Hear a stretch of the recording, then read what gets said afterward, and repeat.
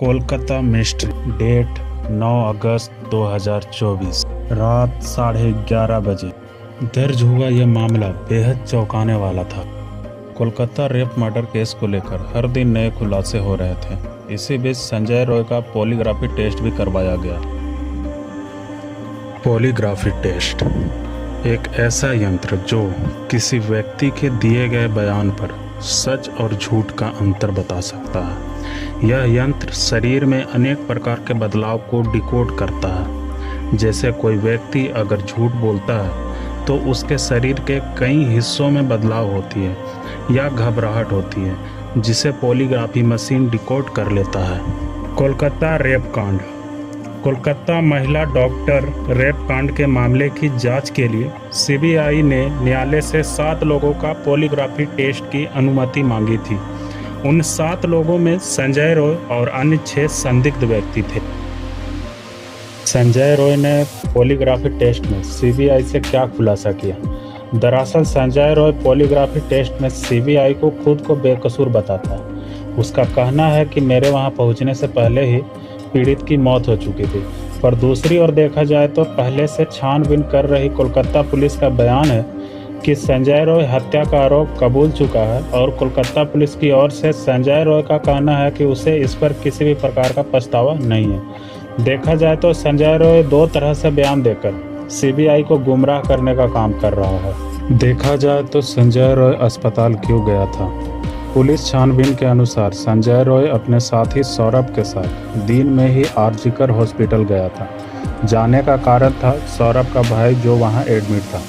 दोनों साथ में हॉस्पिटल गए और सौरभ के भाई से मिले। फिर वहां से दोनों रवाना हो गए सोनागाछी की तरफ। सोनागाछी कोलकाता का एक रेड लाइट एरिया है, तो जाहिर सी बात है वो वहां शारीरिक संबंध बनाने गए थे। सेक्स वर्कर और दोनों के बीच में कुछ बात होती और सौरभ सेक्स वर्कर के साथ अंदर चला जाता है, पर संजय रॉय सेक्स वर्कर के साथ नहीं जाता है। और क्यों नहीं जाता है इसकी पुष्टि अभी तक नहीं मिली है। इसी बीच संजय रॉय अपनी गर्लफ्रेंड को वीडियो कॉल करता है और न्यूड फोटो भेजने को कहता है। यह सिलसिला ऐसे ही जारी रहता है। इसी बीच कुछ समय बाद संजय रॉय का दोस्त बाहर आता है और तब तक रात का अंधेरा हो चुका होता है। दोनों वहां से निकलते हैं और वाइन शॉप की ओर बढ़ते हैं और वहां से शराब खरीदते हैं और कुछ खाने की सामग्री। फिर उन्हें बैठकर पीने की जगह की ज़रूरत थी। इसी बीच उन दोनों को याद आते हैं अस्पताल के पीछे का खाली एरिया और वो आरजीकर अस्पताल की ओर बढ़ते हैं। पुलिस का कहना है कि इन बीच रास्ते में उन्होंने लड़की के साथ छेड़छाड़ भी करा था। फिर से वह दोनों आरजीकर हॉस्पिटल की ओर बढ़ते हैं और वहां पहुंचने के बाद ठीक वैसा ही जैसा उन्होंने सोचा था, हॉस्पिटल के पीछे खाली एरिया में पीने बैठ जाते हैं। यह सिलसिला करीब 2 घंटे तक चलता रहता है। अंत में दोनों के पास पैसे खत्म हो जाते हैं और सौरभ को घर जाने की इच्छा होती है। इसी बीच सौरभ बोलता है संजय रॉय से घर जाने को। चूँकि संजय रॉय पीने के बाद अपनी गर्लफ्रेंड से वीडियो कॉल पर बात कर रहा होता है तो उसने जाने से मना कर देता है। लेकिन सौरभ अपने भाई से कुछ पैसे लेकर घर चला जाता है जो वहां एडमिट था, जबकि संजय रॉय वहीं रुक जाता है और वह घंटों अपनी गर्लफ्रेंड से वीडियो कॉल पर न्यूड तस्वीरें देखता और उसके अंदर की हैवानियत जागृत हो गई। फिर वह आरजीकर कॉलेज के बाहर मरीज या मरीज के रिश्तेदार को टारगेट बनाना चाहा, लेकिन वहां भीड़ भाड़ होने के कारण उसे लगा कि वहां बात बिगड़ सकती है। फिर वह अस्पताल के अंदर चला गया, एक ऐसी महिला के तलाश में जो अकेली हो।